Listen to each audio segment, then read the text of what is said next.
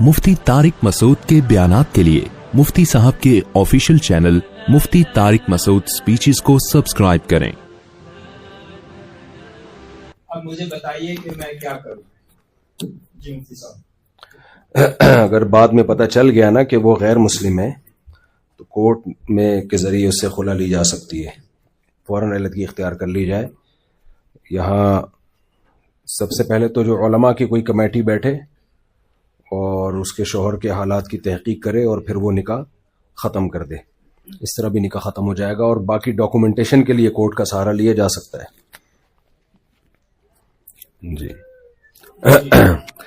इस दौरान जो औलाद हुई है वो जायज़ ही समझी जाएगी क्योंकि इल्म में नहीं था औरत के। क्योंकि हम यूएसए में रहते हैं जी, और हमें पता है। अक्सर औकात यहाँ बाथरूम क़िबले के रूप में बने हुए होते हैं जी, इस पर कोई रहनुमाई फरमा दें कि शरीयत में इसका क्या होगा? पहली बात तो ये, बाथरूम में जाके देखा ना करें किस रुख पे बना हुआ है, बैठ जाया करें, काम निपटा के आया करें। जाके तहकीक करना है किधर को है क्या कम, लेके ना वो लोग चेक कर रहे होते हैं। अगर पहले से यकीन है कि, तो ये हदीस में इसका जवाब मौजूद है। हज़रत अबू अय्यूब अंसारी रजी अल्लाह ताला अन्हु, तिरमिज़ी की हदीस है, कहते हैं हम जब शाम की तरफ गए तो वहां बैतुल खलाओं का रुख जो था वो क़िबले की तरफ था, तो हम थोड़ा सा इन्हिराफ करके, मामूली सा इन्हिराफ करके बैठते थे, तो उसमें थोड़ा सा भी, हल्का सा भी मूव हो जाए ताकि 100% क़िबले की तरफ रुख ना हो, बस इतना भी काफी है। और ये भी अगर मुमकिन नहीं है तो फिर मुआफ है, मजबूरी है।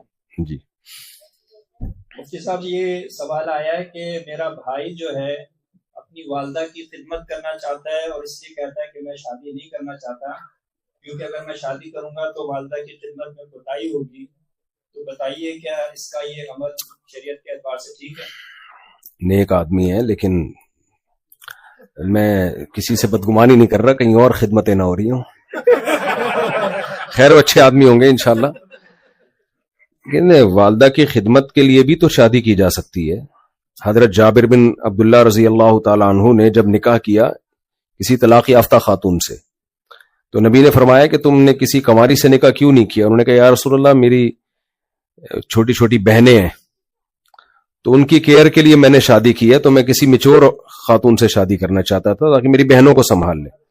तो बाज़ दफा निकाह का मकसद ही यही होता है कि मेरी वालदा को संभाल ले। पहले से बता दें भाई मैं निकाह इसलिए कर रहा हूं कि तुमने मेरी वालदा की खिदमत करनी है, खुद भी करें खिदमत। तो निकाह से फिर देखो, मैं अभी पूरा बयान हुआ है ना, नेचर का ऑल्टरनेट नहीं है। बुढ़ापे में ना आपको पोते नवासे ऐसे ही चाहिए जैसे जवानी में आपको रोटी चाहिए, भूख के वक्त आपको रोटी चाहिए। तो आपकी निकाह होगा आपकी वालदा की गोद में, जब पोते आएंगे जो डिप्रेशन उनकी दूर होगी ना, इससे जो वो दादियां नानियां बच्चों के साथ दिल बहलाती हैं, वो हजारों बीमारियों का इलाज है उनकी दिमागी। तो ये भी माँ की खिदमत ही है एक तरह से। ये बंद कर दें, अगर ये आवाज आ रही है बाहर से। जी ये अगला सवाल हमारी एक बहन की तरफ से है। जी, ये कह रही हैं कि मुफ्ती साहब, अगर शौहर घर का खर्चा भी पूरा ना उठाता हो जी, और बदतमीजी भी बहुत करता हो माशाअल्लाह, और पहले से ताल्लुकात भी उसने बनाए हुए हों, सुभान अल्लाह, तो मैं मजबूरन उसके साथ रह रही हूँ। एक चीज रह गई थी, वो भी खत्म। जी जी, तो अब क्या मुझे उसकी बात मानना चाहिए, जरूरी है? देखें, जो शौहर की बात मानना चाहिए जब वो बेसिक हुकूक अदा कर रहा हो ना, उसकी भी बेसिक जिम्मेदारी है। वलहुन्ना मिस्लुल्लज़ी अलैहिन्ना बिल मारूफ, कुरान कहता है औरत के पर जो शौहर के हुकूक है उनकी भी वही ताकीद है। जैसे औरत पर जो शौहर की जिम्मेदारी है, तो ताकीद के लिहाज से दोनों सेम है, अहमियत और वैल्यू के लिहाज से दोनों सेम है। तो बेसिक नान नफका, जो बेसिक नान नफका है, बेसिक इसलिए कहता हूं कि वो भी कोई एंड नहीं है उसकी, फिर इंतहा नहीं है। जो बुनियादी जरूरतें होती हैं वो बहरहाल शौहर के जिम्मे है। अगर वो भी नहीं कर रहा तो फिर औरत के जिम्मे उसकी इताअत लाजिम नहीं है।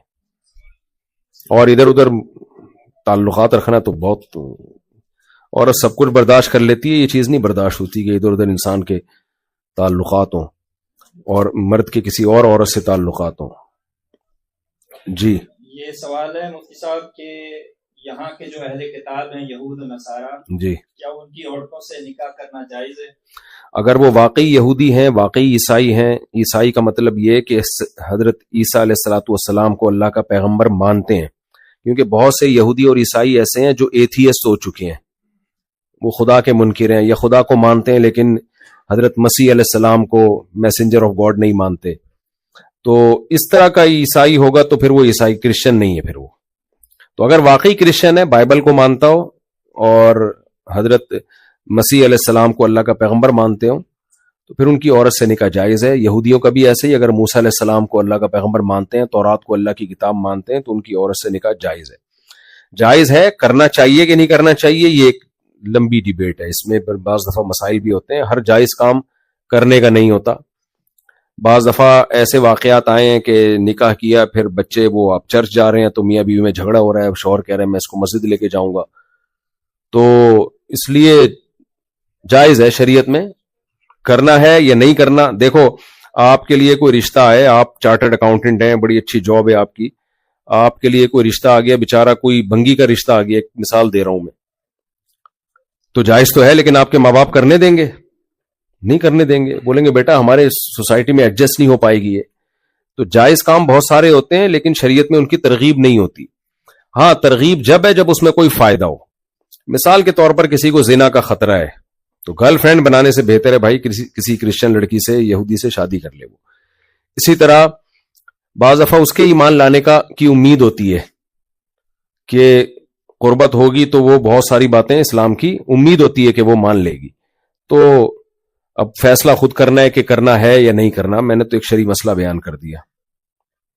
جی یہ سوال ہے کہ یہ پوچھ رہی ہیں کہ اگر نظر لگتی ہے تو کیسے پتہ چلتا ہے کہ یہ نظر لگ گئی اور اس کا کیا علاج؟ دیکھیں یقینی طور پہ نہیں پتہ چل سکتا کہ نظر لگی ہے، لیکن بعض دفعہ ایسا ہوتا ہے کہ کوئی سبب نہیں ہوتا. نظر جب لگتی ہے نا تو کوئی سبب نہیں ہوتا نقصان کا، کوئی وجہ نہیں ہوتی. صحابہ کے دور میں ایسا ہوا، ایک صحابی نہا رہے ہیں، ان کی جسم خوبصورت تھا، کسی صحابی نے دیکھا تو فوراً زمین پہ گر گئے وہ. تو ہم دیکھتے ہیں بعض دفعہ قربانی کے بچڑے وچڑے لے کر آتے ہیں نا، بہت ہی خوبصورت ہوتے ہیں، 1 سال سے پل رہے ہوتے ہیں، کچھ نہیں ہوتا، کوئی آتا ہے پتہ نہیں کس نظر سے دیکھتا ہے. تو بخاری کی حدیث ہے العین حق، نظر برحق ہے. لیکن اتنی زیادہ آج کل لوگ نظر کی بات کر رہے ہیں، بعض دفعہ کوئی وجہ ہوتی ہے تو ہر چیز نظر پہ ڈال دی جاتی ہے. دیکھیں نظر اچھمبے کی چیزوں کو لگتی ہے جو مشہور نہ ہو. ایکٹروں کو نظر نہیں لگتی حالانکہ سارے ہینڈسم ہوتے ہیں. وجہ کیا؟ ان کے حسن و جمال کی شہرت ہوتی ہے. جو پہلے سے جدی پشتی مالدار لوگ ہوں ان کو نظر نہیں لگتی، کیونکہ مشہور ہے نا، جو مشہور چیزوں کو نظر نہیں لگتی ہے. ہاں سائیکل سے اچانک لینڈ کروزر پہ آ گیا تو خطرہ ہوتا ہے نظر لگے، راتوں رات کروڑ پتی بن گیا.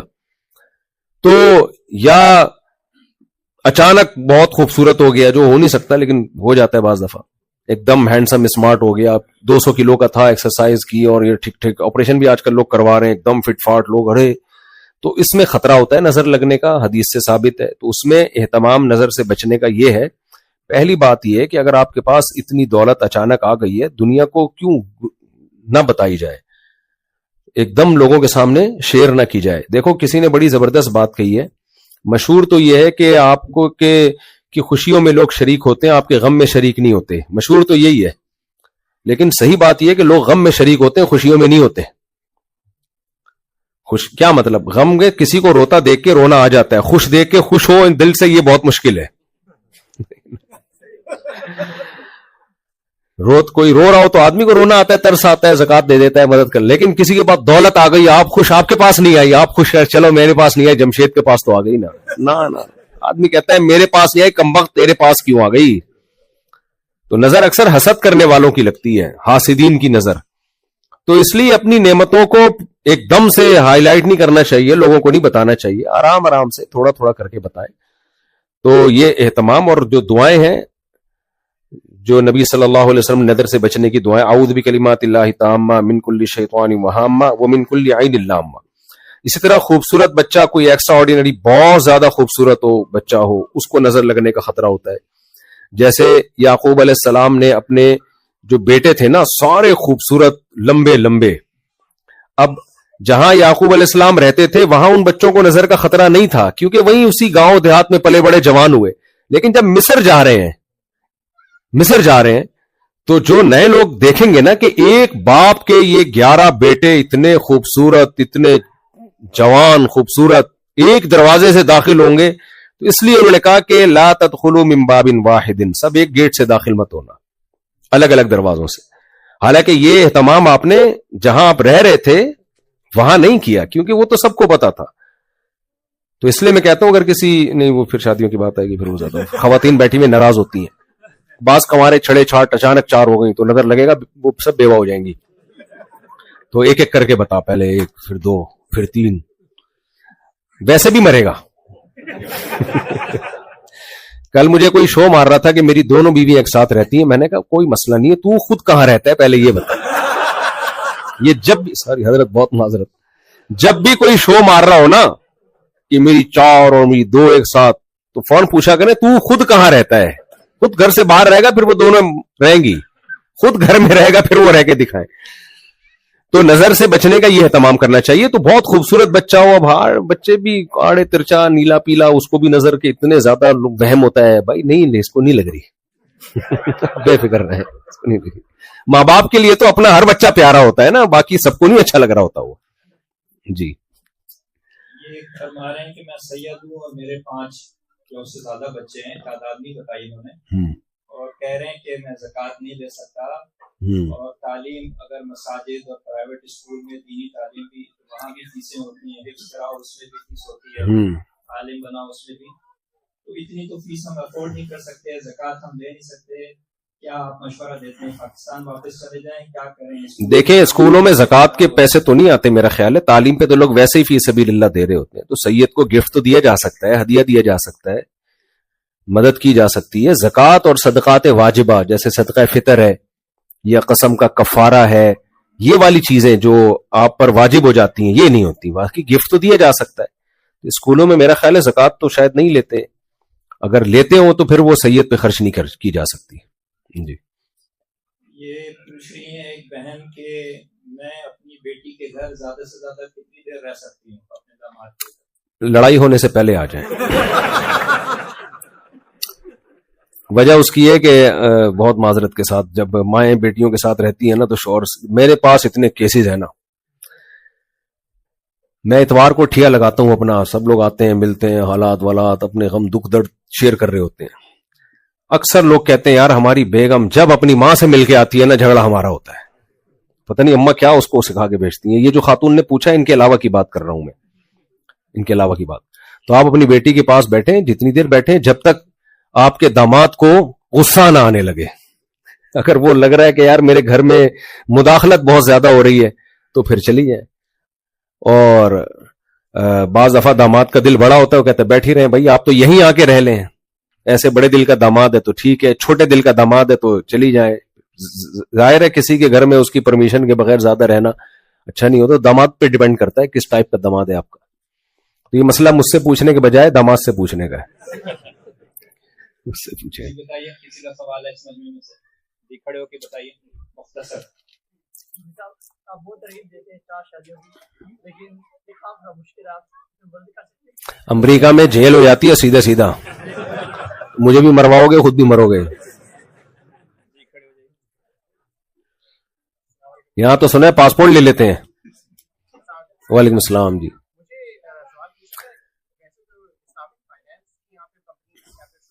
جی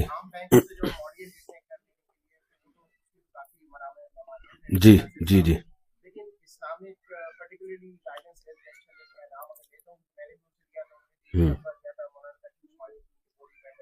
جی دیکھیں بہت ساری کمپنیاں اسلامک فائنینس کر رہی ہیں.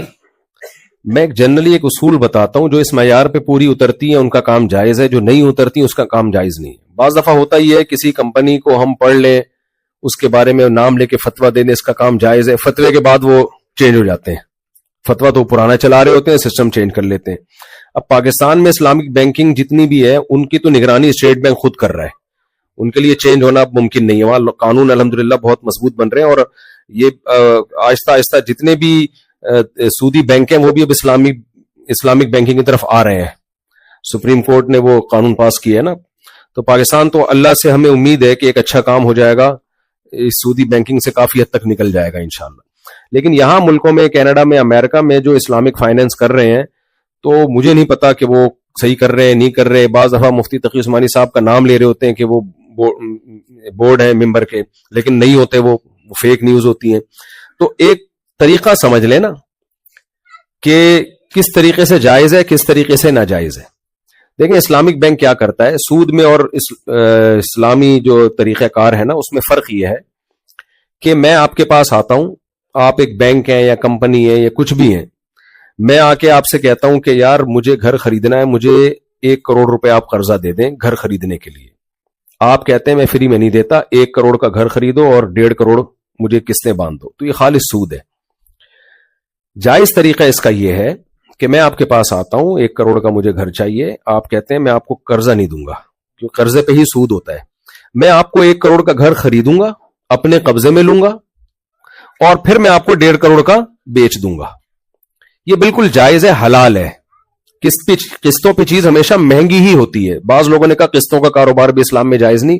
یہ بالکل شریعت کی, وہ لوگ جو الف بے نہیں جانتے شاید انہوں نے یہ بات کی ہوگی, کیونکہ جب اسلام میں سود کو حرام قرار دیا گیا ہے تو مشرکین مکہ نے کہا کہ قسطوں کا کاروبار بھی تو یہی ہوتا ہے, کیش پہ چیز ہمیشہ سستی ہوتی ہے, قسطوں پہ ہمیشہ مہنگی ہوتی ہے. لیکن اسی مجلس میں طے ہو جائے, دیکھیں میں گھڑی بیچتا ہوں کہ بھئی یہ میں نے آپ کو 10,000 کی دی کیش پہ, قسطوں پہ لینی ہے تو آپ نے 12,000 کی ہے, لیکن اسی مجلس میں طے ہو جائے کہ آپ نے 12 والی پیمنٹ پہ لینی ہے یا 10 والی. یہ نہیں ہو کہ میں گھر جا رہا ہوں غور کر کے آؤں گا, اگر کل پیسے لے آئے تو 10 دے دوں گا, کل نہیں لایا تو 12 دوں گا. یہ جائز نہیں ہے. اسی مجلس میں طے ہو جائے کہ 10 والی قیمت پہ لینا ہے یا 12 والی. اب جب طے ہو گیا تو پھر 12 10 نہیں ہوں گے, 10 12 نہیں ہوں گے. تو یہ جائز ہے.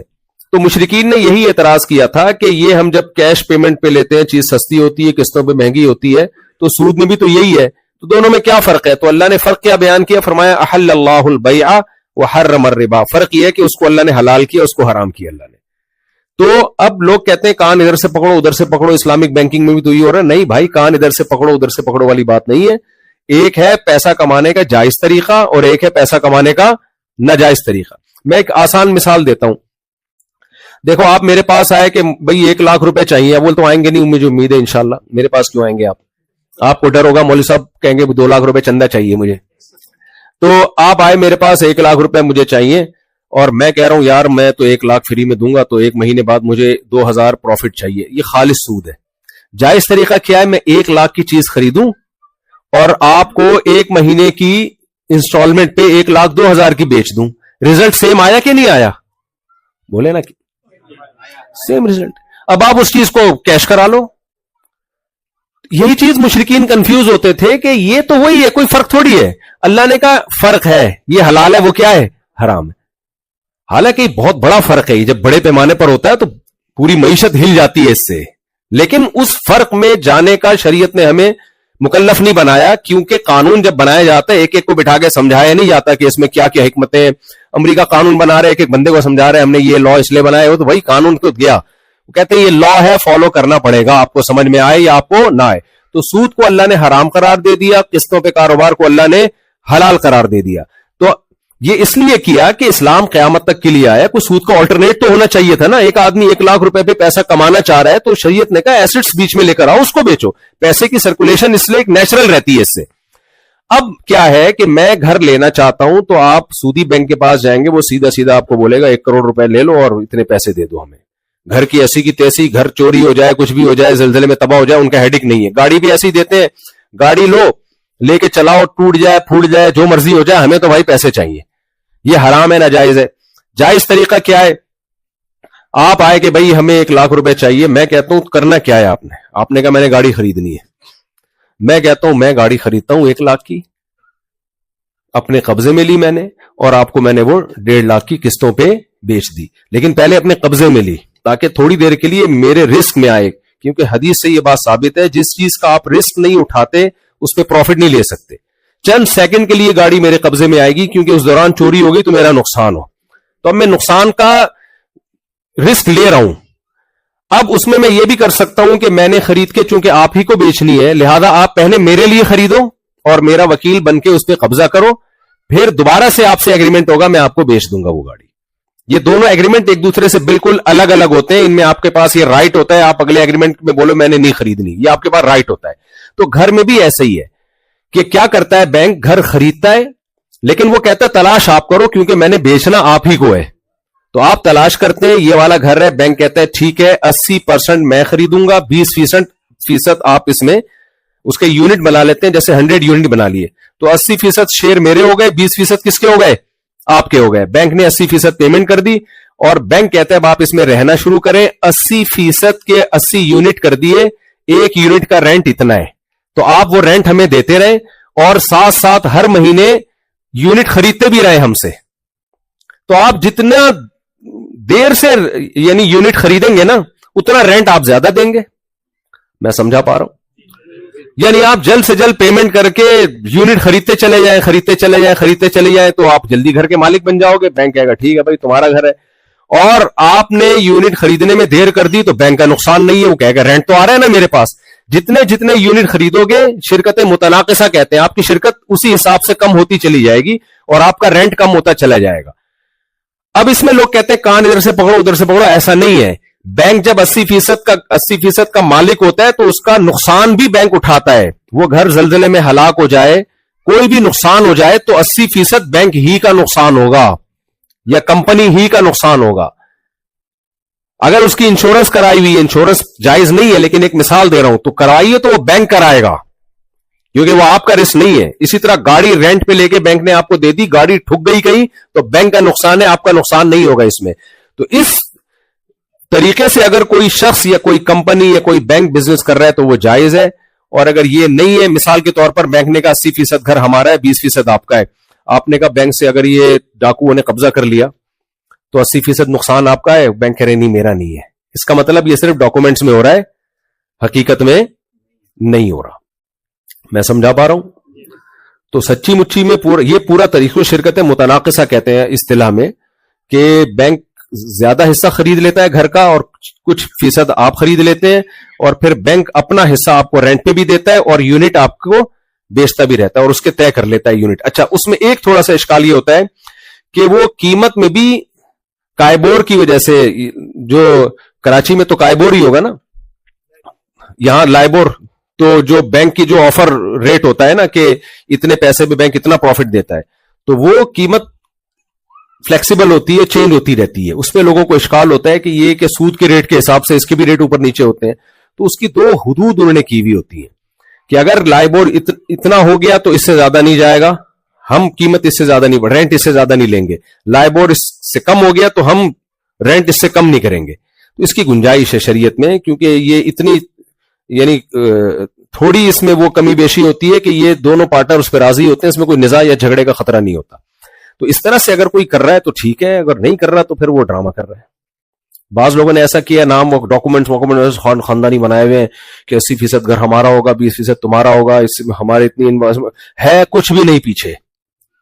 تو وہ پھر ڈرامہ ہے بھائی. اب مفتی کے سامنے جب وہ آئے گا تو مفتی تو ڈاکومنٹ پہ دیکھ کے فتویٰ دے دے گا نا, اس کو کیا پتا کہ عملی طور پر یہ سب کچھ ہو بھی رہا ہے کہ نہیں ہو رہا. تو وہ تو کسٹمر کو پتا ہوگا, آپ کو پتا ہوگا کہ ہو رہا ہے کہ نہیں ہو رہا. جی اچھا, دیکھو یہاں مورگیج کا اتنا مسئلہ ہے, کچھ مسلمان اٹھیں, وہ لوگوں کو, وہ جو مالدار لوگ ہیں وہ 10-20 گز خرید کے وہ دے دیں نا قسطوں پہ مہنگا کر کے, لوگوں کو بیچ دیں. کیوں نہیں کر رہے؟ بہترین بزنس ہے آپ کے لیے. جیسے جب یہاں حرام مرغی تھی, ذبیحہ نہیں تھا, تو جن لوگوں نے حلال ذبیحہ شروع کیا کروڑ پتی بن گئے کہ نہیں بن گئے؟ اور اگر مفتیوں کو ٹارچر کر کر کے حرام کا فتویٰ دلوا دیتے کہ ہم مردہ مرغی کھا لیں, کہ ہمارے پاس حلال مرغی مل نہیں رہی, ہم 6 مہینے سے دال پہ چل رہے ہیں, مفتیوں کو بھی دماغ میں دباؤ ڈال کے ان کو بھی حرام حلال کروا دیتے, تو آج ذبیحہ ملتا آپ کو؟ نہیں ملتا. تو ہمارے باپ داداؤں نے, آپ کے باپ داداؤں نے قربانی دی, انہوں نے دال روٹی پہ گزارا کیا. کچھ لوگوں کو عقل آئی, انہوں نے کہا یار جب حلال چاہیے تو ہم حلال ذبیحہ کا بزنس کرتے ہیں, کروڑ پتی بن گئے, وہ لوگوں کو حلال کھلانے کا ثواب بھی مل گیا. تو جب یہاں سودی مورگیج چل رہا ہے تو آپ اسلامی مورگیج لے کر آؤ, تو چند تاجر اٹھیں, انسان کے بچے بنے, ثواب کی نیت بھی کریں, بزنس کی نیت بھی کریں, اور لوگوں کو اس طرح سے گھر خریدیں, فائل اپنے پاس رکھیں اور مہنگا کر کے قسطوں پہ بیچ دیں ان کو. یہ ہو سکتا ہے اگر کرنا چاہیں.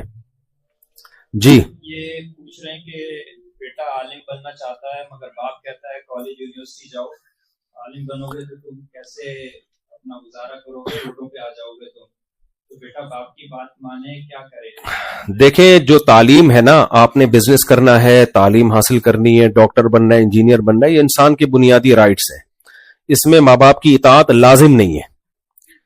کر لے اچھی بات ہے, مان لے, لیکن یہ کچھ بنیادی رائٹس اللہ نے انسان کو دیے ہیں, اس میں ماں باپ زبردستی نہیں کر سکتے کہ تم نے ڈاکٹر بننا ہے, نہیں تم نے انجینئر بننا ہے, تم نے یہ بننا ہے, تم نے وہ. بھائی وہ اس کا جہاں دماغ چلے گا وہ بن جائے گا, ورنہ کچھ بھی نہیں بنے گا, وہ دولہا بھی نہیں بنے گا آخر میں جا کے. پھر وہ تو یہ بالکل ایسا ہی ہے, تم نے یہاں شادی کرنی ہے, وہ کہہ رہا ہے مجھے نہیں اچھی لگ رہی, وہ کرنی ہے, گن پوائنٹ پہ تھوڑی ہوگا یہ کام. تو کچھ بنیادی رائٹس ہوتے ہیں. تو اسی میں یہ بھی ہے کہ اگر بچے نے عالم بننا ہے, ماں باپ کہہ رہے ہیں نہیں آپ نے ڈاکٹر بننا ہے یا دنیاوی تعلیم, تو زبردستی نہیں کر سکتے اس پہ. اسی میں یہ بھی ہے کہ اس نے ڈاکٹر بننا ہے, ابا مولانا ہے, وہ کہہ رہے نہیں تو نے مولوی ہی بننا ہے, عالم ہی بننا ہے, یہ بھی غلط ہے. تو آپ زبردستی اپنے بچے کو عالم بھی نہیں بنا سکتے. تو اس میں بچے کو سمجھایا جا سکتا ہے. اگر ابا یہ سمجھتے ہیں کہ عالم بننے کے بعد یہ کھائے گا کہاں سے, اس میں توکل نہیں ہوگا, لوگوں سے روڈ پہ بھیک مانگے گا, تو پھر اس کو سمجھا دیا جائے بیٹا کھائے گا کہاں سے. میں جب مولانا بننے کے لیے مدرسے میں آیا تو میرے ابا نے مجھے یہ سمجھایا تھا. میرے دونوں بڑے بھائی کا تجربہ ہو چکا تھا, ان کو مدرسے میں داخل کیا, وہ نہیں پڑھ پائے, وہ مدرسے سے نکل گئے, تو میں نے کہا میں جاؤں گا. تو ابا نے کہا نہیں, 2 کا تجربہ ناکام ہو گیا, آپ کو نہیں جانے دوں گا. وہی بات, کماؤ گے کہاں سے, کھاؤ گے کہاں سے, یہ ایک بڑا سوال تھا. کیونکہ ہمارے دینی مدارس میں تو اللہ توکل بس, اور ہمارے شیخ مفتی رشید احمد صاحب نے تو بول دیا تھا اللہ توکل, تو بس اپنے آپ کو دین کے لیے وقف کر دو, کشتیاں جلا دو. تو حضرت نے بھی فرمایا کہ ایسا کڑاکے دار توکل ہے تو چلو بھائی, نہیں تو پھر چھوڑ دو. تو اللہ نے ہمیں ٹوٹی پھوٹی توفیق دے دی. تو ابا زندہ ہوتے تو میں بتاتا ابا, تو خیر. اچھا, مجھ سے لوگ پوچھتے تھے تمہیں تو کوئی بیٹی نہیں دے گا, یہ بہت تانا دیا گیا, تم مولوی بن جاؤ گے, مولویوں کو کوئی رشتہ نہیں دیتا. میں نے مذاق میں بول دیا تھا میں 4 کروں گا, مذاق میں بول دیا. تو اللہ نے وہ بھی کرا دی, اللہ معاف فرمائے, یعنی شرمندہ سا ہو رہا ہوں آپ کے سامنے کہتے ہوئے. تو میں نے ایسے بول دیا تھا. اچھا, ایک اور تانا مجھے بہت دیا گیا, ملا کی دوڑ مسجد سے اور گھر تک. اور میرا بھی یہی تھا. مجھے پاکستان, میرے والد صاحب نیوی میں تھے, مجھے پاکستان نیوی میں اتنا شوق تھا صرف اس بیس پہ کہ میں دنیا میں ٹریولنگ کروں, دنیا میں ٹریولنگ کروں. کیونکہ میرے والد صاحب چائنا, آسٹریلیا کے علاوہ دنیا کے ہر کنٹری میں گئے تھے, نیوی میں تھے, میکینیکل کی فیلڈ سے ان کا تعلق تھا, پوری دنیا میں ٹریولنگ کی تھی انہوں نے. کہا جب ہمارا جہاز پہلی دفعہ امریکہ آیا تو اس وقت نماز اور اسلام اتنا غیر معروف تھا. ہم نے جب بحری جہاز میں نماز پڑھی, والد صاحب امامت بھی کراتے تھے جہاز پہ, حافظ تھے, کہہ رہے جب ہم نے نماز پڑھی ہے تو امریکہ کے ٹیلی ویژن پہ ہماری ویڈیوز چلی ہیں کہ کوئی دنیا سے کچھ لوگ آئے ہیں اس طرح سے نماز پڑھ رہے ہیں, یعنی یہ ویڈیوز چلی ہیں کہ یہ عجیب کہ کیا کر رہے ہیں. یعنی اب تو بہت الحمدللہ اسلام مشہور ہو گیا. تو مجھے یہ شوق تھا کہ میں بھی دنیا میں ٹریولنگ کروں. تو جب میں مولوی بننے کے لیے مدرسے میں آیا تو میں نے کہا ٹریولنگ کا شوق تو گیا تیل لینے کے لیے, اور شادی وادی بھی ایک بھی ہو گئی تو بڑی بات ہے. تو بس یہ دل میں غم تھا, لیکن حضرت ہمارے مفتی رشید احمد صاحب نے تسلیاں دی, کوئی بات نہیں, دنیا مسافر خانہ ہے. تو اب ٹریولنگ اتنی ٹریولنگ ہے کہ شاید نیوی میں جاتا تو اتنی نہ ہوتی ٹریولنگ. ایسے ایسے ملکوں میں گیا ہوں, لوگوں کو بتا رہا ہوتا ہوں. امریکہ کی ایمبیسی میں جب مجھے انٹرویو کے لیے بلایا نا, انہوں نے کہا آپ کس کس کنٹری میں آپ نے سفر کیا ہے, تو میرے بے ربط سے کنٹری آ رہے تھے, یعنی بے ربط کنٹری. مثال کے طور پر میں کہہ رہا ہوں میں سوئٹزرلینڈ گیا ہوں اور میں پاناما بھی گیا ہوں. سوری, انہوں نے کہا کہاں گئے, میں نے کہا سوئٹزرلینڈ اور ملاوی. اب سوئٹزرلینڈ اور ملاوی کا کوئی تک بنتا ہے آپس کا؟ تو ایسے ملک جن کا آپس میں کوئی ربط ہی نہیں ہے, تو ایسے ایسے کنٹری میں چلا گیا. تو اس لیے میں جو ان کی جو ابا کہہ رہے ہیں نا اپنے بیٹے کو کہ بیٹا تو کمائے گا کہاں سے, اگر بیٹے میں توکل ہے, کیونکہ توکل اگر نہیں ہوتا پھر یہ بہت بڑی مصیبت بنتا ہے. پھر وہ لوگوں کے سامنے ہاتھ پھیلائے گا, پھر جس شیٹ صاحب کو دیکھے گا جیب میں ہاتھ ڈال رہے ہیں سمجھے گا شاید چندہ دینے کے لیے یا ہدیہ دینے کے لیے. کیونکہ غربت میں اگر استغنا نہ ہو تو غربت بہت بڑا عیب ہے. انسان کی عزت نفس مجروح ہوتی ہے, وہ ہر وقت دوسروں کے ٹکڑوں پہ پلنے کی سوچتا ہے, یہاں سے گھسیٹ لوں یہاں سے گھسیٹ لوں. تو جب کوئی عالم بننے کے لیے مدرسے میں آیا ہے تو اگر کشتیاں جلا کے آیا ہے کہ ایسی کی تیسی, بھوکے مرے, کھانے کو ملے نہ ملے, کسی کے سامنے ہاتھ نہیں پھیلانے. ہمیں تو حضرت مل گئے مفتی رشید احمد صاحب, انہوں نے ہمیں 8 سال جو ہے نا بھر دیا ہمارے اندر کہ کسی کے سامنے اپنی حاجت ظاہر نہیں کرنی اور سر اٹھا کے جینا ہے, ہمیشہ یہ بتانا ہے اللہ کا دیا بہت کچھ ہے. تو وہ تو ایسا انہوں نے 8 سال ٹریننگ کی ہماری, تو ہر ایک کو ایسے ٹرینر ملتے بھی نہیں ہیں. اور جو ہے میں تو اس توکل کے معیار پہ نہیں ہوں, لیکن ایک مثال ہے ٹوٹی پھوٹی بزرگوں سے نسبت ہے جس کے اللہ نے مجھے بچایا. میں نے زندگی میں مجھے نہیں یاد پڑتا کبھی کسی کے سامنے مجھے یہ نوبت آئی ہو کہ میں نے کہا بھائی ایسے ایسے بعض دفعہ ضرورتیں بھی آتی ہیں انسان کو. میں نے کہا نا ہمارے حضرت سے آخرت میں ملاقات ہوئی چماٹ لگائیں گے کہ کسی کے سامنے حاجت ظاہر کیوں کی, تو اللہ نے ویسے ہی کھلا پلا دیا. تو میں جن بچے نے بولا ہے نا میں مولانا بننا چاہتا ہوں, ان کے والد کو میں کہتا ہوں اگر اس میں توکل ہے اعتماد ہے اس کو پہلے ڈرا دیں, اچھی طرح ڈرا دیں, اس کو سبز باغ نہ دکھائیں. جیسے میں دوسری شادی والے کو ڈراتا ہوں, میرے پاس لوگ آتے ہیں میں دوسری شادی کرنا چاہتا ہوں. ایک دفعہ ایک انجینئر آیا کہنے لگا میں دوسری کرنا چاہتا ہوں. میں نے کہا کیوں؟ کہہ رہے میری ایک جو ہے گھر میں جھاڑو لگاتی ہے, لانڈی کا تھا وہ, تو برتن دوسری دھولے کی تعاون ہو جائے گا. میں نے کہا پاگل آدمی, جب ایک سر پہ ڈنڈے مارے گی دوسرے پکڑے گی سر کو کہ بھاگے نہیں. بے وقوف آدمی ہے, تو انجینئر بن گیا پتہ نہیں کیسے بنا ہے. وہ جو جھاڑو لگا رہی ہے نا وہ بھی لگانا چھوڑ دے گی. تو کہہ رہے آپ خود ہی تو ترغیب دیتے ہو. میں نے کہا میں یہ سب چیزیں بتا کے ترغیب دیتا ہوں کہ یہ ہوگا, ان سب کے لیے تیار رہو. تو اس لیے بچے کو عالم بننے دیں, لیکن اس کو پہلے بتا دیں کہ سوکھی روٹی پہ گزارا کرنا پڑے, بھوکا رہنا پڑے, لوگوں سے یہی کہنا ہے اللہ کا دیا بہت کچھ ہے. تو اگر یہ اسٹائل سے ہے تو ٹھیک ہے, ورنہ پھر نہیں آئے, پھر ٹھیک نہیں ہے. یہ سوال ہے کہ آج کل یوٹیوب پر لوگ مجبور کرتے ہیں کہ ویڈیو لائک کریں, فارورڈ کریں, اس کے لیے اللہ کا واسطہ دیتے ہیں, کہتے ہیں کہ مسلمان ہو اپنے ماں کے بیٹے ہو تو فارورڈ کرو. اس صورت کا بہترین طریقہ یہی ہے کہ آپ اپنا چینل بنا کے یہی تانے پارسل کر دیں, بولے اب تو لائک کر, اب تو لائک کر, تو مرضی آپ نے لائک کریں نہ کریں. جی کس کا سوال بتائیے. میں اب ذرا مختصر جواب دیتا ہوں کیونکہ میں بہت لمبے لمبے جواب دے رہا ہوں, میرا خیال ہے لوگ نمٹیں گے نہیں. آپ کا سوال پوچھ بتائیے.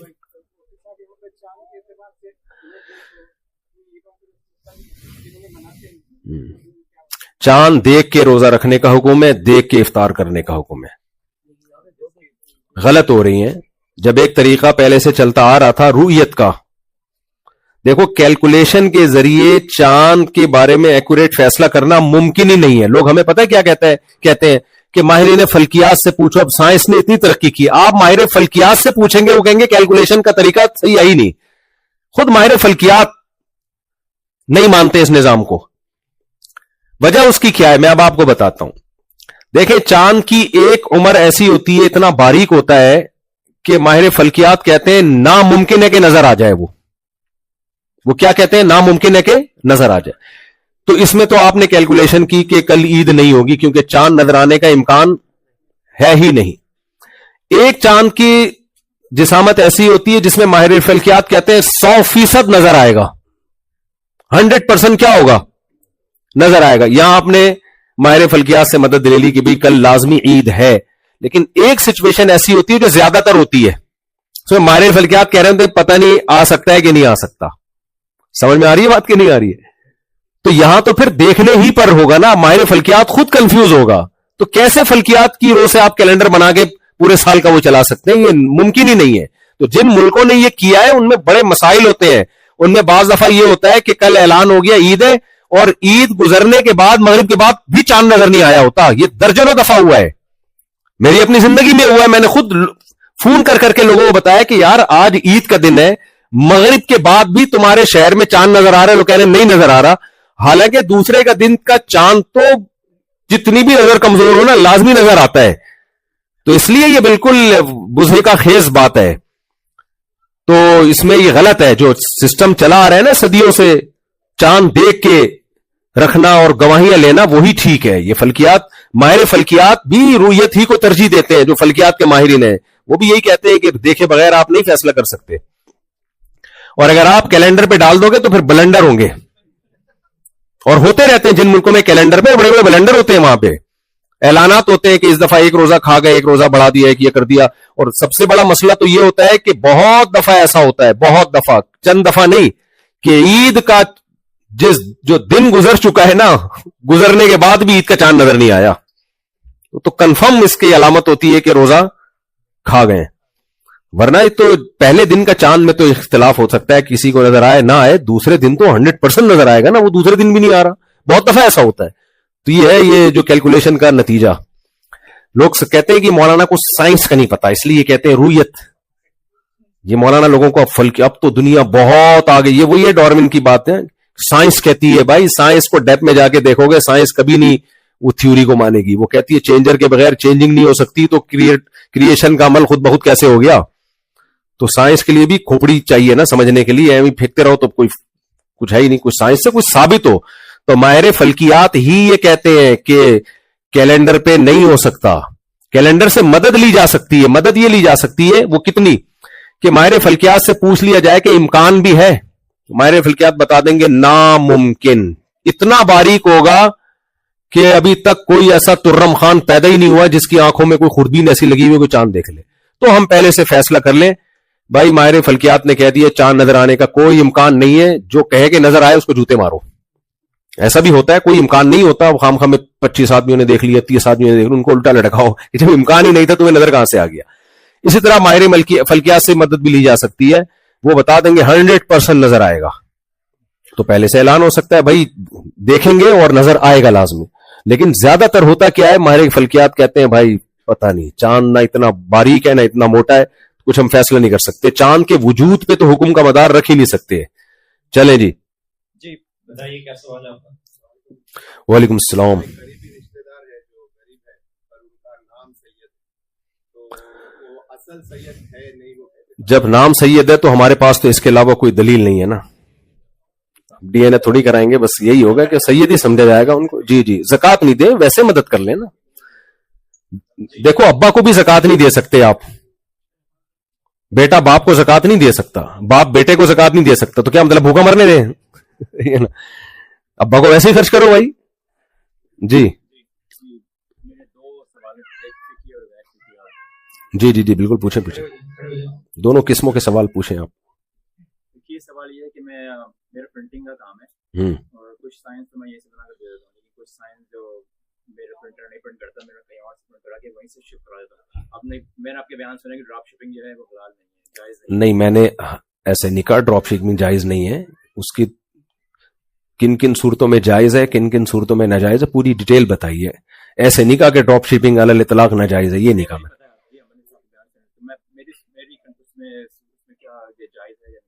دیکھیں ڈراپ شپنگ میں جائز ہے اس طریقے سے, شریعت میں کوئی چیز قبضے میں لیے بغیر بیچنا جائز نہیں ہے.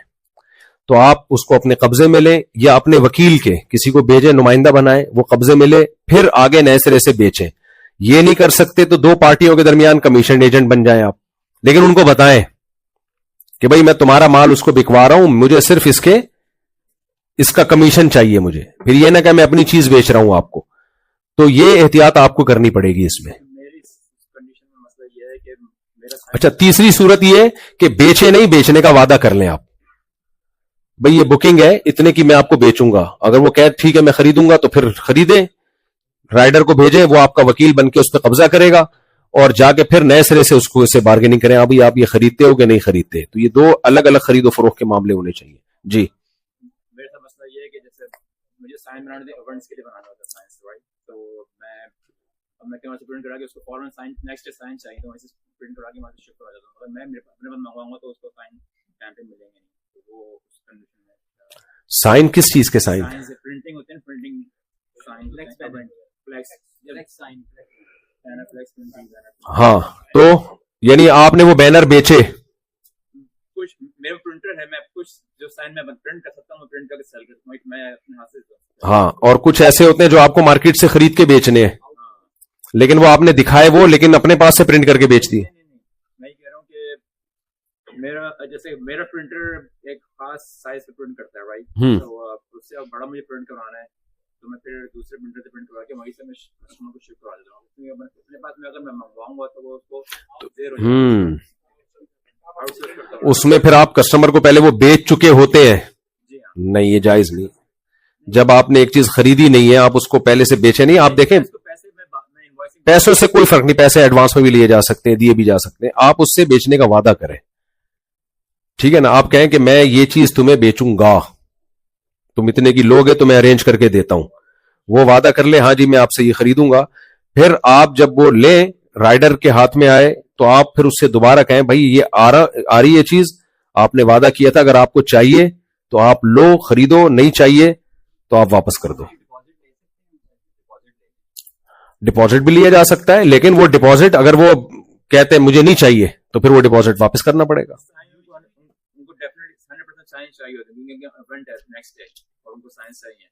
بس وہ بے شک چاہیے, لیکن اس کے پاس یہ آپشن ہو کہ واپس کر دے آپ کو, وہ کہے میں نہیں خرید رہا. خریدنے کا عمل کمپلیٹ نہیں ہونا چاہیے. خریدنے کے لیے بارگیننگ ہو سکتی ہے, بکنگ ہو سکتی ہے, خریدنے بیچنے کے وعدے ہو سکتے ہیں, خریدنا کا عمل نہیں ہو سکتا جب تک آپ اس کو اپنے قبضے میں لیں گے یا رائڈر کو وکیل بنا کے اس کے قبضے میں نہیں دیں گے. ٹھیک ہے, باقیوں کو بھی پوچھنے دینا. جی غیر فقی بھی پوچھ لیں جلدی سے, چلیں پوچھ لیں جلدی اسپیڈ کے ساتھ.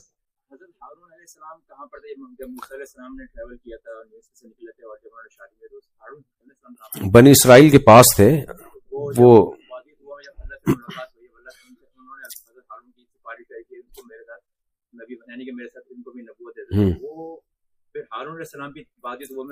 نہیں وہ بعد میں آ کے ملے تھے نا, تو مصر میں ہی تھے ہارون علیہ السلام. جی جی جی دیکھیں اس کو کہتے ہیں صنعت اندماج. قرآن میں بہت سے واقعات ایسے ہیں کہ وہ ایک بات ہوئی تو دوسرا واقعہ ہو سکتا ہے 1 مہینے کے بعد ہوا ہو, لیکن قرآن کی بلاغت ہے اس کو اسی ترتیب سے بیان کر دیا قرآن نے. جیسے یحییٰ علیہ السلام کے بارے میں آتا ہے سورہ مریم میں کہ اللہ کہتے ہیں ہم نے زکریا علیہ السلام کو وحی کی کہ آپ کے اولاد ہوگی. زکریا علیہ السلام نے کہا میرے اولاد کیسے ہو سکتی ہے, اللہ نے فرمایا کہ اللہ نے آپ کو بغیر کچھ بھی نہیں تھے پیدا کر دیا, تو آپ کو بڑھاپے میں اولاد کیوں نہیں دے سکتا. یہ بات ابھی چل رہی ہے اور قرآن کہہ رہا ہے یا یحییٰ خذ الکتاب بقوہ, اے یحییٰ اللہ کی کتاب کو مضبوطی سے تھام لے. حالانکہ تھوڑی کہہ دیا, تو کئی سال لگے اس میں, عمل ٹھہرا ہے, بچہ ہوا ہے, پھر ان پہ وحی ہوئی ہے, تو وہ مرج کر دیتا ہے قرآن. جی جی جی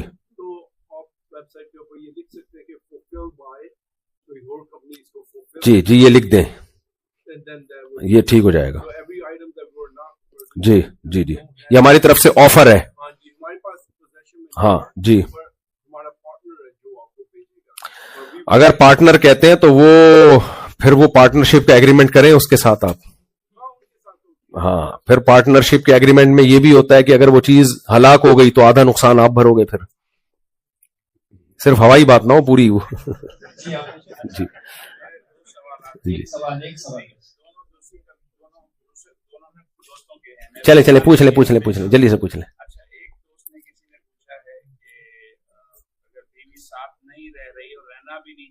جی اور پھر وہ چھوڑ بھی نہیں رہی ہے, مطلب یہاں کے قانون تو آپ کو پتا ہے ڈفرنٹ ہے, طلاق دے دی اور پھر مسائل ہیں, تو دوسری شادی بندہ کر سکتا ہے کسی کرسچن سے, اس نے پوچھا ہے کہ کیا, وہ تو میں نے ابھی بتا دیا نا پوری ڈیٹیل. مگر آپ کیا تجویز دیں گے؟ تجویز تو دیکھو رائے دینا جب تک کسی کے پورے حالات سامنے نہ ہو, رائے دینا, رائے کبھی بھی کوئی جنرلی ایک اصول نہیں ہوتا. رائے تو ہر شخص کے جب تک حالات سامنے آئے نہیں اس کے بغیر مشورہ نہیں دیا جا سکتا. مڈل ایسٹ کے علاوہ جو ہے انبیاء اکرام دوسری ورلڈ میں کیوں نہیں آئے, فار ایسٹ میں نہیں آئے, نارتھ امریکہ. دیکھیں اس وقت آبادی ہی, امریکہ تو دریافت 200-250 سال پہلے ہوا ہے نا, 300 سال ہو گئے ہوں گے. آبادی جو تھی مڈل ایسٹ ہی میں تھی آبادی. آج بھی قدیم آبادیاں جو ہمیں اور قدیم آثار وہیں کے ملتے ہیں, تو جہاں بندہ ہوگا پیغمبر بھی وہیں آئیں گے نا, بندے ہوں گے تو پیغمبر آئیں گے نا. مصر میں آئے نا, حالانکہ مصر عرب تھوڑی تھے, یعنی عرب پیغمبر, عربیت کے ساتھ پیغمبر خاص نہیں ہے, دوسری قوموں میں بھی آئے ہیں. یہ جو موسیٰ علیہ السلام, عیسیٰ علیہ السلام, یہ عربوں میں تھوڑی تھے, یہ تو عبرانی سریانی زبانیں تھیں. جی عین ممکن ہے ہندوستان میں پیغمبر آئے ہوں. ہاں دیکھیں یہ تو اللہ نے قرآن کہتا ہے, قرآن کے الفاظ یہ ہیں رسولا قد قصصنا علیک من قبل ورسولا لم نقصصهم علیک. بہت سے پیغمبر ایسے جن کا ہم نے آپ کو بیان نہیں کیا. تو یہ تو قرآن نے جواب دے دیا, کہاں کہاں پیغمبر آئے ہمیں ہمارے علم میں نہیں ہے. یہ मैं सॉरी बात काट रहा हूं, एक अहम बात बताऊं, देखो आप दुनिया में जितना माजी की तरफ जाएंगे आपको फैमिली सिस्टम मजबूत होता नजर आएगा। ये इसकी अलामत है, हर कौम में पैगंबर आए हैं, क्योंकि पैगंबर की तालीमात के बगैर कोई जंगल में रहने वाली कौम खुद से मैरिज सिस्टम पे आ जाए, ये इम्पॉसिबल, नामुमकिन है। समझ में आ रही है बात? यानी जंगली लोगों ने बैठ के फैसला किया हो कि हम शादी ब्याह करेंगे, ये नहीं हो सकता। इतनी गोलमेंस कॉन्फ्रेंस पूरी दुनिया के लोगों की हुई हो। अब पैगंबरों से जितना दूर होते जा रहे हैं, गर्लफ्रेंड बॉयफ्रेंड का सिस्टम आ रहा है। माजी में जितना जाएंगे, चाइना में भी, इंडिया में भी, हर कौम में आपको शादी ब्याह का निजाम नजर आएगा। और ये शादी ब्याह का सिस्टम एक आध आदमी तो कर सकता है, पूरी पूरी कौमें, क्या कोई कॉन्फ्रेंस हुई थी?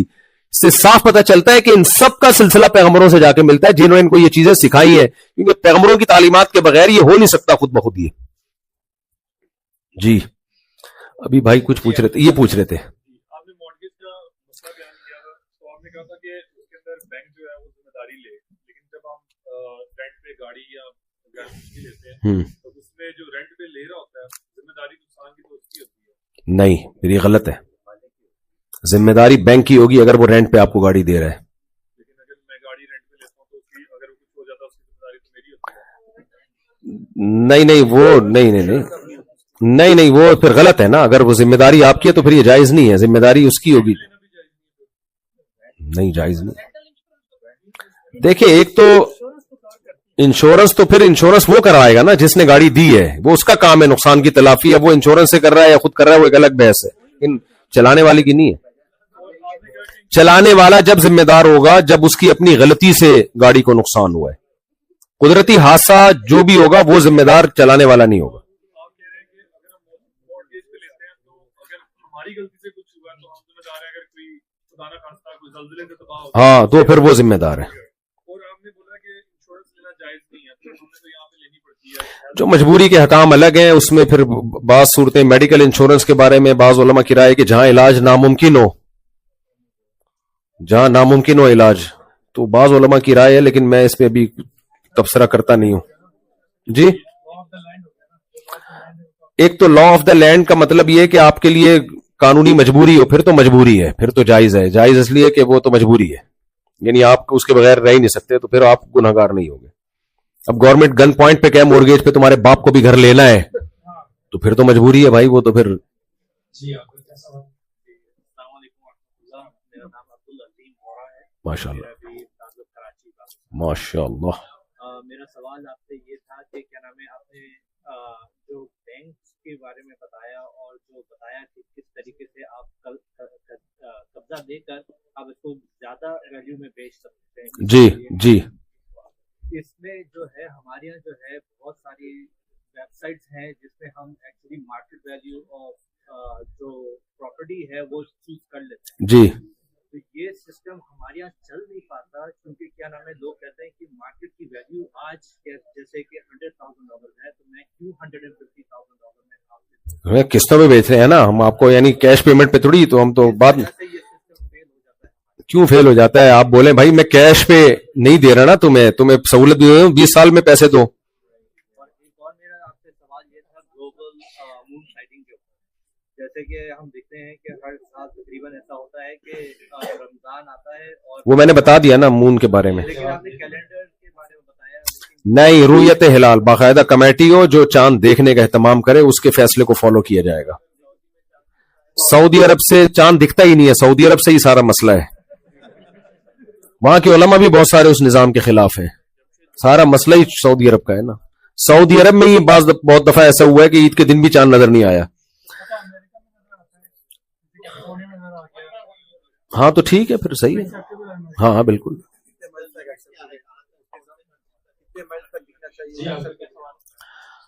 ये एक सवाल है कितने माइल्स। अब अमेरिका तो इतना बड़ा है कि जहां चांद नजर आएगा आप तो 5 घंटे के बाद, लेकिन एक कंट्री है। तो इसमें हनाफ का जो राय है ना, इमाम अबू हनीफा की जो राय है, इख्तलाफी मसला ही है कि इख्तलाफ मताले का एतबार है या नहीं है। दीगर आइमा के नजदीक तो है, लेकिन इमाम हनीफा के नजदीक एक जगह नजर आ गया तो सबका हो जाएगा। बस उसमें जरूर एक स्टेट में एक जगह भी नजर आ गया तो सबके लिए हुज्जत है। जी जी जी जी, हमारे उलमा इकराम में जो है वो के हिसाब से फतवे देते हैं कि काफिर ओए होए होए होए भाई, ये तो हमने अभी इस पे इतना कुछ रिकॉर्ड करवाया, बहुत पहले से मैं रिकॉर्ड करवा रहा हूं कि देखो, जब हम किसी को गुस्ताख करार देते हैं तो इसका मतलब हम उसको काफिर और मुर्तद करार दे रहे हैं। किसी मुसलमान को जब हम गुस्ताख कहते हैं, मुसलमानों को ही कहा जाता है, आजकल गैर मुस्लिमों को कहा नहीं जाता। मुसलमान हो और मजहबी स्कॉलर होना जरूरी है इसके लिए, नहीं आई समझ में बात?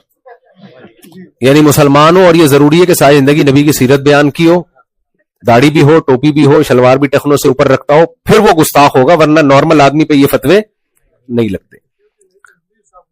इंजीनियर पे भी गुस्ताख का जो लगा है, जो इस बेस पे जो ये कहा है कि ईसाइयों के बारे में उसने ये अल्फाज कहे हैं, तो हमने तो उसमें भी कहा है कि ये गुस्ताख का नहीं लगता। इस पे अल्फाज गैर मोहतात थे जिसपे मादरत करनी चाहिए, लेकिन गुस्ताख का मतलब पता है क्या होता है? आप किसी को काफिर करार दे रहे हो, इस्लाम से निकाल रहे हो। और जब हम मुफ्ती बनते हैं ना, तो फतवे में सबसे पहली जो चीज सिखाई जाती है, और वो कुरान और सुन्नती की रोशनी में सिखाई जाती है, कि किसी के कलाम में 100 एहतमालात हो, 100 मतलब निकलते हो, 99 मतलब कुफर वाले और एक मतलब सही निकाला जा सकता हो, तो उस एक मतलब को तरजीह दी जाएगी, 99 को रिजेक्ट किया जाएगा। किसी को काफिर करार देना इस्लाम में इतना आसान है नहीं जितना हमने बना लिया है। तो ये बहुत मुश्किल काम है इस्लाम में कुफर का फतवा लगाना किसी पे। हत्ता इम्कान शरीयत कहती है इसकी तावील करो, इसको कोई मतलब निकालो, इसका ये मतलब हो सकता है, ये मतलब हो सकता है। तो इसलिए ये जो आजकल बहुत ज्यादा हो गया ना गुस्ताखी के फतवे, इनमें ज्यादातर फतवे ठीक नहीं है। गुर्बत महंगाई है असल में, क्या करें जी।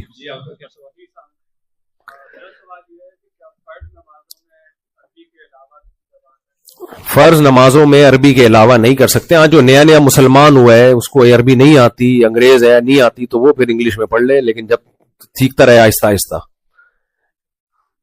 इमाम हनीफा रहमहुल्लाह की राय शुरू में यही थी कि अरबी में कुरान, या कुरान तो अरबी में ही है, लेकिन नमाज में पढ़ने के लिए उसका तर्जमा भी अगर कोई कर लेता है। उनकी दलील ये थी कि बहुत सारे गैर मुस्लिम मुसलमान हो रहे थे, पूरे कंट्री, तो अब ईरान पूरा इस्लाम कबूल किया, तो वो थोड़ी एकदम से अरबी कैसे सीखेंगे वो, तो उसमें उनको इजाजत दी गई कि आप फारसी में सूरह फातिहा का तर्जुमा पढ़ लो। तो आज भी कोई गैर मुस्लिम अगर इस्लाम कबूल करता है, तो जब तक उसको फातिहा याद करने में मुश्किल होती है, तो उस वक्त तक उसको गुंजाइश दी जा सकती है। लेकिन सही बात और मजबूत राय यही है कि कुरान अरबी में है तो अरबी में ही पढ़ना पड़ेगा उसको, नमाज भी अरबी में ही होगी। जी जी जी जी जी जी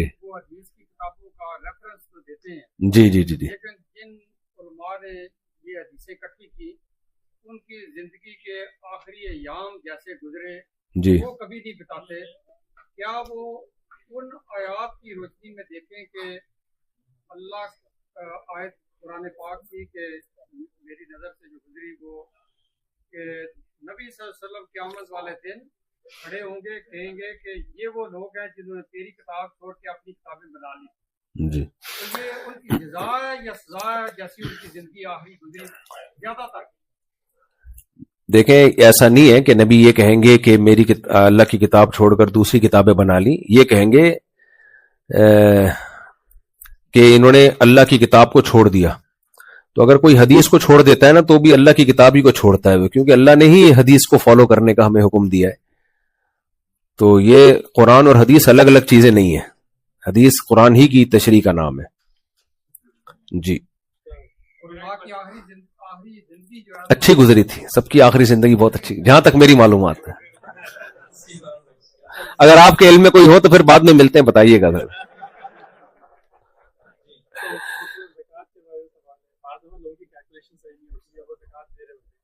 जी, एहतियातन ज्यादा देते हैं, फिर कैलकुलेशन फरिश्ते करते रहेंगे बैठे।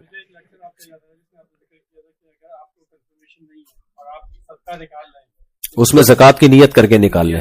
हाँ हाँ, निकाल सकते हैं।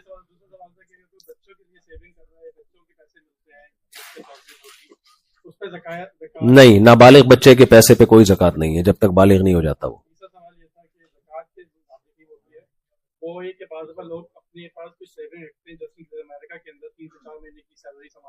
माशाअल्लाह, कहाँ रखते हैं? अच्छा अच्छा अच्छा अच्छा। जायज है या क्यों नहीं होगी ज़कात? जब ज़कात की तारीख आएगी तो डॉलर हो पैसे हो जो सब पे है। ये 3 सवाल मुझे जी जी जी जी कुछ अक्सर मैं कहीं गैस स्टेशन डिफरेंट जगह भी जाता हूँ तो वो जस्टिफिकेशन देते हैं कि लीकर शराब बेचना जायज है, तो कुछ आप नहीं, शराब का एक कतरा भी हराम है इस्लाम में। बेचना कहते हैं। गांधी साहब का भी गुलगार थे कि गांधी साहब ने ये कहा है। गामदी साहब काबिल एहतराम है हमारे, लेकिन मुफ्ती नहीं है। हर चीज जो जिस उस फील्ड के माहिरीन से पूछी जाती है तो वो इल्हाद पे उनका अच्छा काम है, एथियज्म के खिलाफ अच्छा काम है। मसाइल जो मुफ्तियों का काम होता है वो उन्हीं से पूछे जाते हैं। शराब का एक कतरा भी हराम है इस्लाम में, बेचना भी हराम है।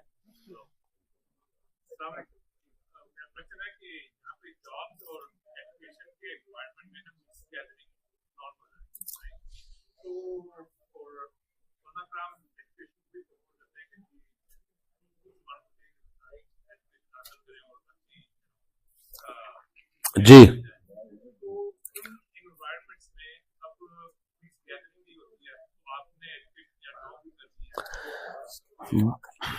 बस देखें, एजुकेशन तो हासिल करनी है, चाहे मिक्स गैदरिंग हो या सारे जमशेद जैसे बैठे हुए हों।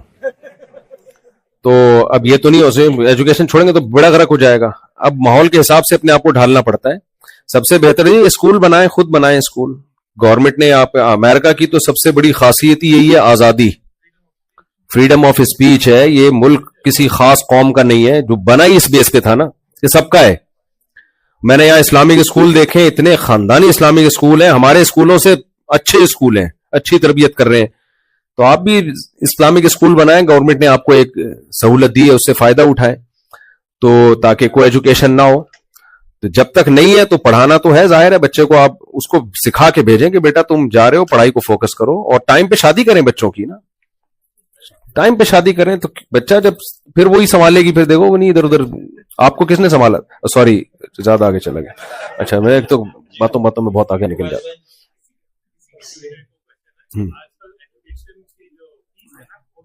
हाँ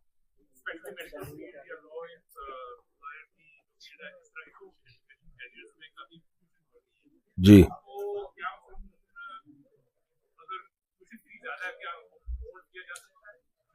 लोन सूदी कर्जा नहीं, सूदी कर्जा नहीं लिया जा सकता। इसी से कुछ मतलब है, आपके सफर जो है मुसलमानों की बड़ी कम्युनिटी में अमेरिका में हुए थे, जी जी, आपकी नजर में कौन से बड़े बड़े मसले हैं कि हमारे ईमान की हिफाजत?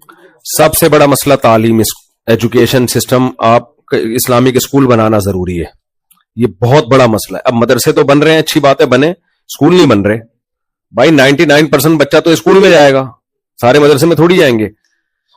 आप मस्जिद या मदरसा बनाओ, चंदा भी आएगा, आना चाहिए, और मदरसे बने। स्कूल इस्लामी बनाओ, कोई ढेले, लोग कहते हैं कोई चंदा ही नहीं देता, तो अपना फ्यूचर तो आप खुद तबाह कर रहे हो भाई, तालीम से महरूम करोगे अपने बच्चों को।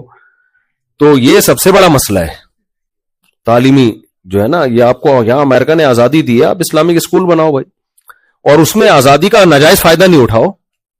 स्कूलों में बच्चों को बताओ कि आप इस मुल्क के साथ जो लॉ है उसको फॉलो करें, आप अच्छे शहरी बन के दिखाएं, ताकि ऐसी प्रोडक्ट ना आए कि वो बोले यार ये क्या, हमने इनको आजादी दी तो इसका गलत फायदा उठा रहे हैं ये लोग।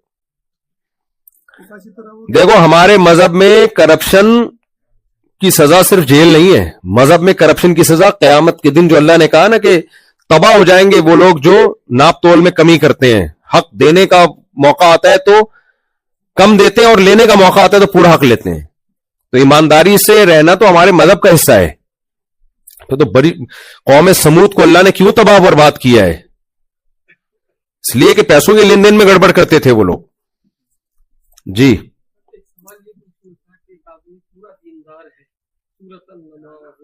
माशाअल्लाह, सुभान अल्लाह, होय होय होय,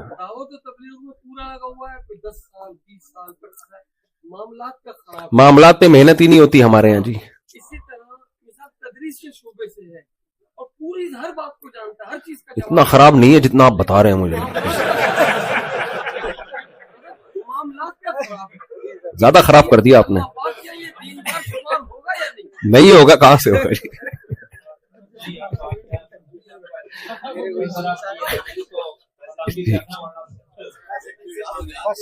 چلے یار دعا مانگتے ہیں جی بھائی. آخری سوال بس سچی مچی کا آخری. بھائی مدرسہ دیکھو, میں نے کہا تھا آپ سے بھائی, دیکھو مدرسہ ہے جہاں میں بیان کر رہا ہوں, المدینہ انسٹیٹیوٹ آف نالج, میری لینڈ میں. یہ بہت پرانا مدرسہ ہے, میں ان کو پرسنلی جانتا ہوں. مفتی نعمان اور مفتی فرحان صاحب ہمارے پرانے دوست ہیں, اور ان کی یہ برانچ ہے بنوریا کی. تو اس مدرسے میں لڑکیاں بھی عالمہ بن رہی ہیں, لڑکے بھی عالم بن رہے ہیں. دو طرح سے اس مدرسے کے ساتھ آپ تعاون کریں. ایک تو اپنے بچوں کو بھیجیں, بنوریا جو ہے نا, بنوریا ہے نا, ہاں بنوریا کی برانچ ہے, تو اس کے سرٹیفکیٹ کی بھی ایک ویلیو ہے. اس سرٹیفکیٹ کی بیس پہ آپ کو مختلف یونیورسٹیوں میں ایڈمیشن بھی مل سکتا ہے. تو اس لیے آپ اپنے بچوں کو بھیجیں. یا دیکھو یہاں عالم یہیں کے بنیں گے نا, وہ زیادہ اچھا کام کر سکتے ہیں. آپ کے لب و لہجوں کو سمجھتے ہوں گے, آپ کی زبان کو سمجھیں گے. تو اس لیے مدرسے کے ساتھ آپ نے تعاون بھی کرنا ہے, اور اپنے بچوں کو یہاں, بچوں کو بھی بچیوں کو بھی داخل بھی کرنا ہے. ٹھیک ہے جی.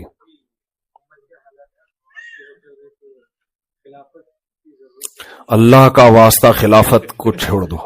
جن لوگوں نے بھی خلافت کا نعرہ لگایا ہے نا, انہوں نے اپنے ملک کی واٹ لگائی ہے, اور کچھ بھی نہیں ہوا ہے.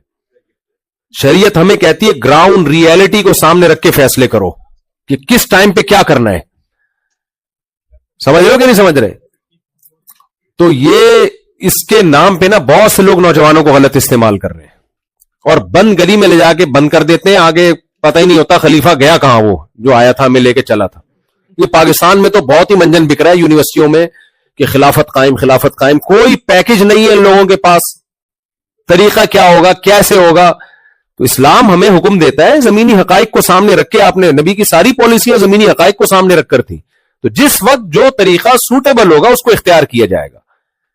تو آپ کو مذہبی آزادی یہاں ملی ہوئی, آپ کو دین کی دعوت کی آزادی ملی ہوئی ہے. اس آزادی سے ناجائز فائدہ مت اٹھاؤ. ایسی چوڑیاں ادھیڑیں گے, سب پہ پابندیاں لگیں گی, اور جو تھوڑا بہت رہ گیا نا اسلام, وہ بھی زمین میں دھس جائے گا.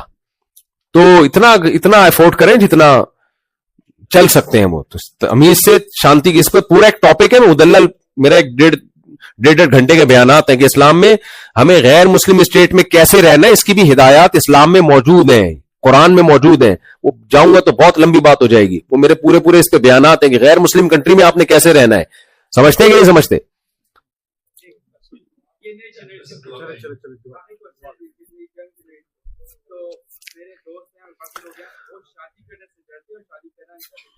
جو شادی کرنے سے ڈرتا ہے اس کو کرنی بھی نہیں چاہیے. یہ مردوں کا کام ہے, آدمیوں کا کام ہے. ڈرپوک لوگوں کا کام ہے ہی نہیں. چلو دعا کریں اللہ تعالیٰ. الحمدللہ رب العالمین والعاقبۃ للمتقین والصلاۃ والسلام علی رسولہ الکریم وعلی آلہ وصحبہ اجمعین. اے اللہ جو کچھ کہا سنا اس میں کمی کوتاہیوں کو معاف فرما. جو حق بات ہوئی اللہ ہم سب کو اس پر عمل کی توفیق عطا فرما. اے اللہ یہاں جتنے لوگ بھی بیان میں حاضر ہوئے ہیں, سب کی جس کی جو جائز ضرورت ہو اللہ اس کی ضرورت کو پورا فرما. گھروں میں محبت قائم فرما. بیماروں کو شفا عطا فرما. ہر شخص کو کشادہ رزق حلال نصیب فرما. ہر طرح کی پریشانیوں سے اللہ ہماری حفاظت فرما. ہم سب کو دین پر مضبوطی سے چلنے کی توفیق عطا فرما. اس مدرسے کو دین دگنی رات چوگنی ترقی عطا فرما, اور خیر کا برکتوں کا ذریعہ بنا. ربنا آتنا فی الدنیا حسنۃ وفی الآخرۃ حسنۃ وقنا عذاب النار. صلی اللہ تعالی علی خیر خلقہ محمد وعلی آلہ وصحبہ اجمعین.